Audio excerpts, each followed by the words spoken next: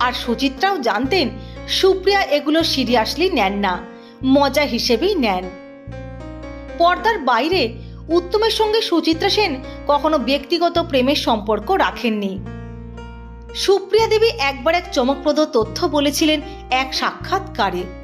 বলেছিলেন, রমাদি কেন, উত্তমের সঙ্গে অন্য কারো সম্পর্ক হলেও আমি জেলাস হতাম না। মাঝখানে একজনের সঙ্গে উত্তমের সম্পর্ক বেশ দানা পাকিয়েছিল, কে সে তা নিয়ে আমি বেশি কিছু বলবো না। শুধু একদিন রমাদি উত্তমকে ডেকে বলেছিলেন, উতু এই সম্পর্কটা করো না, তোমার পক্ষে ভালো হবে না। রমাদির কথা শুনেই কিনা জানি না উত্তমের সেই সম্পর্কটার সমাধি হয়েছিল কিছুকালের মধ্যেই। আসলে রমাদি আর উত্তমের মধ্যে অদ্ভুত একটা সম্পর্ক ছিল। সেই সম্পর্কটা অন্তত আমার ব্যাখ্যার অতীত।